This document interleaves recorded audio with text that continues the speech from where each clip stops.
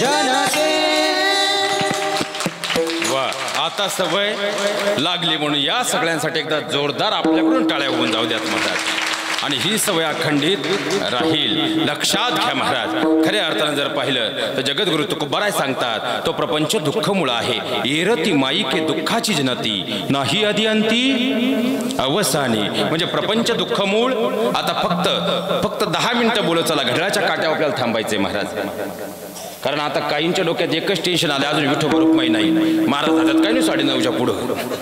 मी चेहरेच वाचताना माणूस आहे महाराज. काळजी करायचं नाही, वेळेत थांबायचंय. फक्त आपल्याला थोडं वेगात पुढं जायचंय. मला सांगा, आता बोलणार ना पुरुष मंडळी, पहिले तुमच्याकडून उत्तर हवंय. प्रपंच दुःखमूळ मुख्यजन मला याल बरं.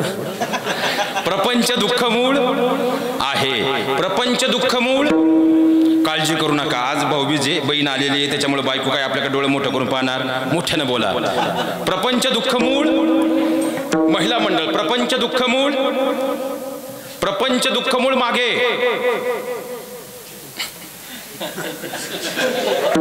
त्यांच्या डोक्यातच गदा वाजवायचे.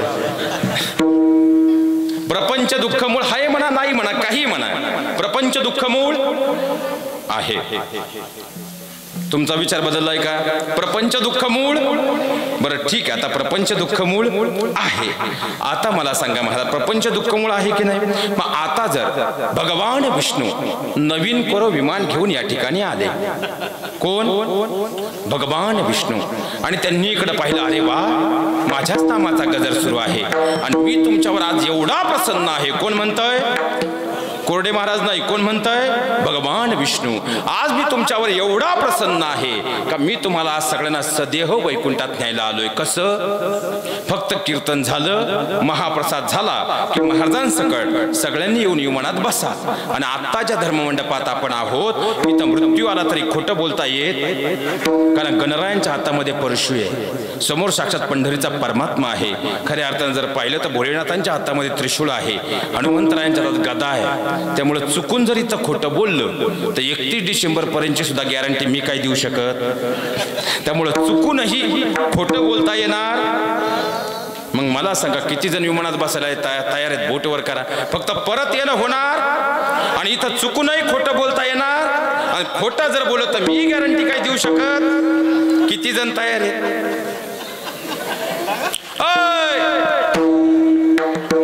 इकडं 13, इकडं 8. बाकीच्यांचं काय झालं? आता उद्या तुमच्यात जे काही म्हणणार आहेत ना, काही चेहरे वाचलेत महाराज. मी लोक हात वाचतात, आम्ही चेहरे वाचतो. महाराजांनी बराच वेळ प्रपंच सांगितला. हे विमानात बसायला तयार नाही म्हणून प्रपंच मांडला. उत्तर मिळालं. मग आता जर तुम्ही प्रपंच सोडायला तयार नाही, मी ये म्हणून राहिले असं तुम्हाला दिवसातून 3 वेळा म्हणणारी सुद्धा आता विमानात बसायला तयार. याचा अर्थ तो प्रपंच कसाही असू द्या, पण तो सोडायला आम्ही तयार नाही. मग महाराज, प्रपंचात राहून आम्ही परमार्थ करू शकतो का? तुकोबाराय म्हटले, ठीक आहे. मग काय करावं लागेल? अभंगाचं 3य चरण.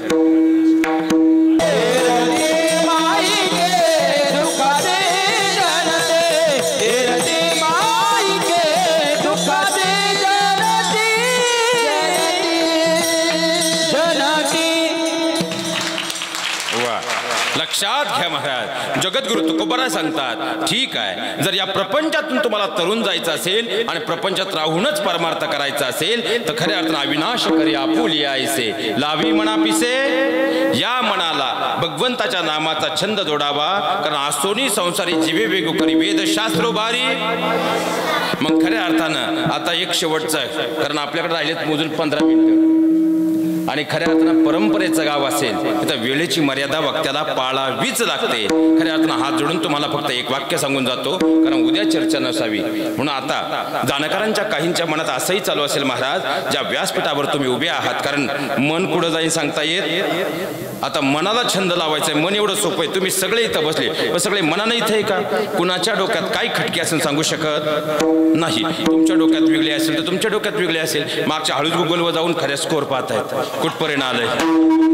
कुणाच्या डोक्यात काय खटके असेल सांगू शकत नाही. पण मला सांग, काहींच्या डोक्यात वेगळीच खटकी. महाराज, तुम्ही ज्या व्यासपीठावर उभे आहात, या व्यासपीठावरून तुम्ही वेदशास्त्र मंत्र सांगितले पाहिजे, पण जवळजवळ 1.5 तास तुम्ही प्रपंचावर बोललात. उद्या सन्माननीय आयोजकांना हा प्रश्न कोणी विचारू नये म्हणून याचं उत्तर मी तुम्हाला देऊन जातो. अगदी खरंय महाराज, ज्या व्यासपीठावर आपण उभे आहोत ना, या व्यासपीठाचा महिमा असा आहे कारण या व्यासपीठावरून वेदशास्त्र मंत्र सांगितले पाहिजेत. कारण नामसंकीर्तन साधन पै सोपे, जळतील पापे जन्माजन्मांतरीची पाप जाळण्याचा विधी जर कोणता असेल ते म्हणजे नामसंकीर्तन आहे. म्हणून तर महाराजांनी सुद्धा सांगितलं ना, महाराज मन करा रे प्रसन्न सर्व सिद्धीचे.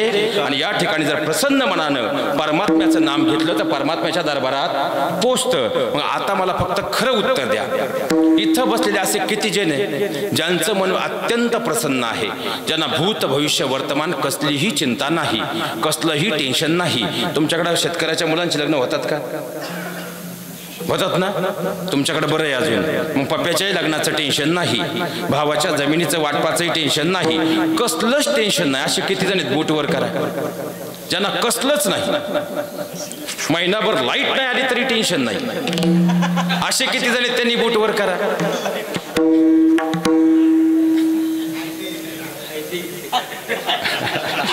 एकही आता इकडं तुमच्यापैकी कोणी आहे का ज्याला कसलंच टेन्शन नाही?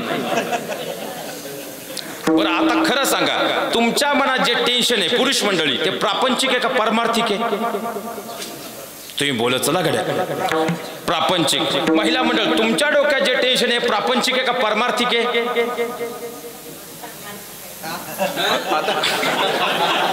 आता गुड्डीचं लग्न हा परमार्थाचा प्रश्न आलाच कुठं? प्रापंचिक आहे का पारमार्थिक प्रश्न आहे तुमच्या मनात टेन्शन? सूर ऐकत नाही हे टेन्शन तुम्हाला प्रापंचिक आहे का पारमार्थिक आहे? पप्याला गुड्डी मिळत नाही हे टेन्शन प्रापंचिक आहे का पारमार्थिक आहे? मला सांगा, प्रापंचिक आहे का पारमार्थिक आहे? प्रापंचिक. बरोबर. मग प्रपंचाचं जर तुम्हाला एवढं टेन्शन आहे तर विमान तिथं उभं आहे, पण तरी तुम्ही विमानात बसायला तयार. मग जर तुम्ही विमानात बसायला तयारच नाही, याचा अर्थ तुम्हाला प्रपंचातूनच परमार्थ करायचा. आणि जर प्रपंचातून परमार्थ करायचा असेल तर तुमचं मन ज्यानं वेडलंय तो प्रपंच पहिल्या लाईनीला आणावा लागेल. आणि मला आणखी सोपं करतो महाराज, तुमच्या घरात 10 कोटीचा देवारा आहे, त्याला त्यामध्ये 1.5 कोटीचं जडजावाहीर जडलेलं आहे आणि तुम्ही देवपूजा करताय. पण देवपूजा करताना तुमच्या बायकोचं सुनेचं भांडण सुरू झालं, तुमचं मन देवघरात राहील का भांडणाकडे जाईल? फक्त खरं बोला. भांडणाकडे. मग तुम्ही मनानच देवघरात नाही घेतलेलं नाम तिथपर्यंत पोहोचेल का? आता मला सांगा, तुम्ही मंदिरात देवपूजा करताय आणि तुमचा मुलगा रस्त्यावर दारू पिऊन पडला, तुमचं मन मंदिरात राहील का रस्त्यावर? मग तुम्ही मनानच देवाजवळ नाही तर घेतलेलं नाम परमार्थ परमेश्वरापर्यंत पोहोचेल का? मग पहिलं मन प्रसन्न करावं लागेल आणि ते ज्यात अडकले तो प्रपंच आहे, म्हणून प्रपंच सुरळीत करावा. आणि म्हणून हा जवळजवळ 2.5 तासांचा प्रपंच. एकदा प्रेमानं भजन करूया.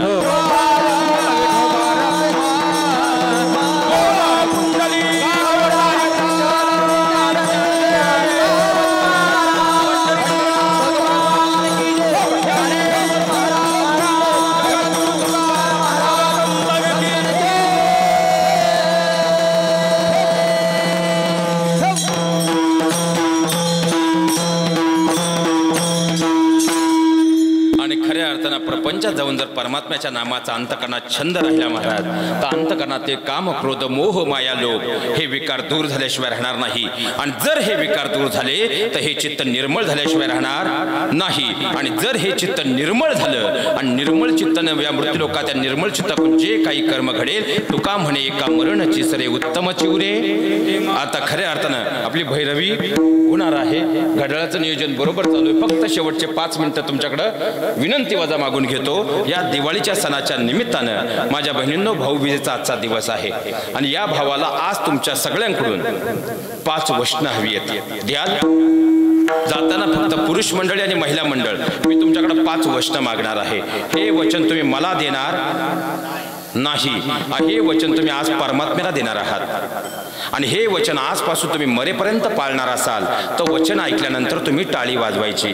तुम्ही टाळी वाजवली याचा अर्थ परमात्म्याला दिलेलं तुम्ही ते वचन आहे जे मरेपर्यंत पाळणार आहात. पण जर वाटत असेल आपण मरेपर्यंत हे वचन पाळू शकत नाही तर टाळी वाजवायची नाही, जबरदस्ती नाही. पण खोटी टाळी वाजवली तर हनुमंतरांच्या हातात काय आहे आणि ती कधी डोक्यात बसेल सांगू शकत. आणि त्यात आज भाऊबीज आहे आणि त्यातही कार्तिक महिना चालला. या काळात परमेश्वराचा वास इथे आहे म्हणून खोटं बोलायचं. पण एवढी 5 वचनं आज भाऊबीजेच्या निमित्तानं घ्यावी एवढी मात्र अपेक्षा. मागू तुम्ही हा म्हणले तर मागणार. पुरुष मंडळी सगळे शांत, फक्त महिला मंडळ ज्यांना वाटतं महाराज तुम्ही वचनं मागा त्यांनी एकदा जोरदार काढून टाळी वाजवा. आता येणाऱ्या 2024चं राशी भविष्य आज तुम्हाला सांगून जातो. दाते पंचांग नंतर घ्या. पहिला वचन इथं बसलेल्या सगळ्या सुनबाईंकडून. कालपर्यंत झालं ते झालं, पण आज मी अशी शपथ घेते की या पुढच्या काळात माझ्या शेवटच्या श्वासापर्यंत मी माझ्या सासू-सासऱ्यांना माझ्या आई वडिलांचाच दर्जा देईन. आपापलं राशी भविष्य तपासून घ्या. आता दुसरं वचन इथं बसलेल्या सगळ्या सासूबाईंकडून. कालपर्यंत झालं ते सगळं विसरून जाईल, पण आजपासून मी माझ्या सुनेला माझ्या जन्मदात्या मुलीचाच दर्जा देईल. मागाच्या सुनांनी टाळ्या वाजवल्या. तिसरं वचन आजपासून मी माझ्या नवऱ्याच्या त्याच्या भावाच्या नात्यात, मी माझ्या नवऱ्याच्या त्याच्या बहिणीच्या नात्यात कधीच मिठाचा खडा बनणार नाही. वा. आता पुढे बसले त्यांना एकच टेन्शन आलं आपण पुढे का बसलो आणि मागे बसले त्यांना एकच बरं वाटलं आपण अंधारात बसलोय. चौथं वचन आजपासून आमच्या घरातील भांड्याचा आणि भांडणाचा आवाज चुकूनही घराच्या बाहेर येणार नाही. कमी झालंय का जरा.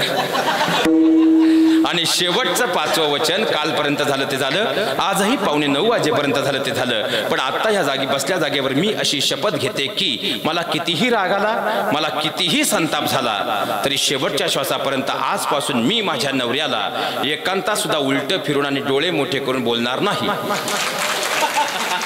इकडं 4 आणि तिकडं 8. बाकीच्यांचं काय झालं, काय लबाड दुनिया आहे महाराज.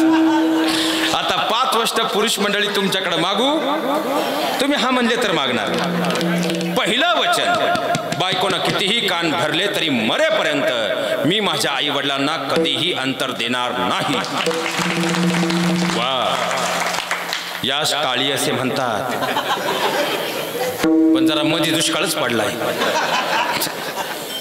दुसरं वचन माझ्या भावाचे आणि माझे प्रॉपर्टीचे वाद असतील, भले आमच्या केसेस कोर्टापर्यंत असतील, पण आज आम्ही अशी शपथ घेतो की भले आमची घरं आणि चुली 2 राहतील, पण जर कधी एकमेकांना खरंच गरज पडली तर आम्ही भले घरांनी नाही पण मनानं मात्र नक्की एकत्र येऊ. वा महाराज, आजची सेवा सफल आहे. तिसरं वचन माझ्या बहिणीला जेव्हा कधी माझी गरज पडेल मी कुणाचं काहीच न ऐकता त्याच्यासाठी श्रीकृष्णांची भूमिका बजावेल. वा. शेत म्हणून तुम्ही तरुण गेलात, तुमचंही काही खरं. चौथं वचन आजपासून आम्ही आपल्या गावच्या सप्ताहामध्ये, विशेषत्वानं आपल्या या सप्ताहामध्ये कधीच चुकीचं राजकारण आणणार नाही. वा महाराज. आणि शेवटचं खऱ्या तुम्ही जरा चांगले, तुमच्याकडे आणखी 2 मागतो. 5वं वचन मी एक कल्ली बोलणारा माणूस नाही. जशी माझी अपेक्षा आहे माझ्या बायकोनं माझ्या आईवडिलांना तिच्या आईवडिलांचा दर्जा द्यावा, त्याप्रमाणे उद्या माझ्या सासू-सासऱ्यांना माझी गरज पडली तर त्यांच्यासाठीही मी मुलाची भूमिका बजावेल. वा. सोन्यासारखे मिळाले तुम्हाला. ते हळू चुरून पाहतात, आपलं हात वर करते, टाळी वाजत आहे का नाही. लय अवघड आहे भारत. म्हणजे घरी गेल्यावर तो परत व्होल्टेज होईल. आणि शेवटचं वचन कालपर्यंत झालं ते झालं, आतापर्यंत झाले सप्ताहांमध्ये झालं ते झालं, पण कमीत कमी उद्यापासून तरी पहाटे 4 वाजता आम्ही मंदिरात काकड्याला हजर होऊ. काय लबाड दुनिया आहे महाराज. मग एवढं नको नाही का. हात जोडून विनंती आहे, परमार्थ हा दिखाव्याचा नाही, परमार्थ हा अंतकरणाचा आहे. अंतकरणात निर्मळ राहून खऱ्या अर्थानं तर परमात्म्याच्या चरणावरती आम्ही जर नामाआधारे गेलो आणि आमचं अंतकरण या मृत्यू लोकामध्ये जीवन जगताना निर्मळ ठेवलं, तो परमात्मा स्वतःहून भेटायला येईल. असं वागायला हवं. कारण आपल्या गावची जर परंपरा पाहिली तर साक्षात फडकरी परंपरेचं वैभव आपल्या गावाला लाभलेलं आहे. हे आपलं सगळ्यांचं मोठं भाग्य आहे. कारण आजपर्यंत महाराष्ट्राचा इतिहास बारकाईनं पहा महाराज, ज्या गावांमध्ये फडकरी परंपरा आहे त्या गावातली पुढच्या पिढ्या सुद्धा वेगानं अध्यात्माकडे आजच्या काळात मीडियाच्या काळात सुद्धा येत आहेत. हे आपल्या सुद्धा गावचं पुण्य आहे की आपल्याकडे या परंपरा आहे. पण या परंपरेमध्ये कधी खऱ्या अर्थानं गट्टट आणू नका, एवढी मात्र आपल्या सर्वांच्या चरणावर नम्रतापूर्वक विनंती करतो. आपलं जीवन असता तुका म्हणे एका मरणची सरे उत्तम चिवरे कीर्ती मागे नियोजित वेळेत 4 चरणांचा भावार्थ पाहत असताना महाराज, माझी भूमिका खऱ्या अर्थानं महाराष्ट्राच्या पाठीवरती हात जोडून एक वाक्य सांगून जातो गादीवर आहे. आजपर्यंत कोणत्याच गावात परत तारीख मिळावी म्हणून गेलो नाही. आणि दिवाळीचा सण परमात्म्याच्या समोर उभा आहे, परत मला तारीख मिळावी म्हणून महाराष्ट्रातल्या कोणत्याच गावात काही जाणार नाही. पण आज बदललेली परिस्थिती इतकी भयानक आणि बिकट झाली आहे. जर ही वेळेच बदलली नाही ना महाराज, कारण आज बोलणारे अनेक उभे राहतील, पण जेव्हा एखाद्या कुटुंबावर वेळ येते तेव्हा हसणारे अनेक उभे असतात, कधी अर्थात सहारा देणारे नसतात. म्हणून वेळेत काही परिस्थिती बदलणं गरजेचं आहे. मग तुम्हीच मला सांगा, आता ह्या 2 तासामध्ये कोणता शब्द पातळी सोडलेला होता, कोणता शब्द चुकीचा होता? ही आज तुमच्या माझ्या घरातली अवस्था आहे. आणि ती जर बदलायची असेल तर खऱ्या अर्थानं आज संत परंपरे आधारेच त्यामध्ये बदल होऊ शकतो. म्हणून काही भूमिका स्पष्टपणे मांडण्याचा प्रयत्न केला. बोलण्याच्या ओघात चुकीचा शब्द गेला असेल, मुलगा नात्याने क्षमा मागतो, मात्र योग्य वाटलं ते काळजात करून घ्या एवढी अपेक्षा व्यक्त करतो. पुन्हा एक वाक्य सांगेल, हे आपल्या महाराष्ट्राच्या वारकरी संप्रदायाचा श्वास आहे, तो प्राणपणानं जपा, कारण ही आपली खरी ताकद आहे. ही ताकद अभेद्य ठेवा एवढी विनंती करतो. आदरणीय दादा, आपण सर्वांचं या ठिकाणी मनपूर्वक व्यक्त करतो. खऱ्या अर्थानं दादा आपलेही आणि आमचे विनेकरी बाबा, चोपदार बाबा, आमचे सगळे स्वरकंठमणी, आमचे ताल आणि टाळ महर्षी, आपणा सर्वांच्या चरणावर या ठिकाणी नतमस्तक होतो. आदरणीय ही सगळी लेकरं, त्यांना घडवणारे गुरुजन, आपणा सर्वांच्या चरणावरती या ठिकाणी नतमस्तक होतो. आणि खऱ्या अर्थानं भारत जिंकलाय, त्याच्यामुळे काळजी करायचं कारण नाही. आता तेही टेन्शन संपलेलं आहे. कारण उपरी या गावाबद्दल मी एक वाक्य ऐकलं बाबा, बऱ्याच गावांमध्ये कीर्तनाचा योग असा येतो, कीर्तन झालं की लोक उठून पळतात. पण मौजे उपरीबाबत मी एक वाक्य असं महाराष्ट्रभर ऐकत आलो की एकमेव असं गाव आहे जिथं कीर्तनात झालं तर जोपर्यंत आयोजक पुढच्या सूचना देत नाहीत तोपर्यंत कुणीच आपली जागा सोडत नाही. हे या गावचं वैभव आहे. म्हणून ग्रामस्थांसाठी टाळ्या वाजवा महाराज. अशी संस्कारक्षम गावं फार कमी आहेत आणि त्यात आपलं गाव आहे. ही परंपरा अखंड जपा एवढी विनंती तुमच्या सगळ्यांच्या चरणावर करतो आणि माझ्या वाणीला पूर्ण विराम देतो. ज्ञानेश्वर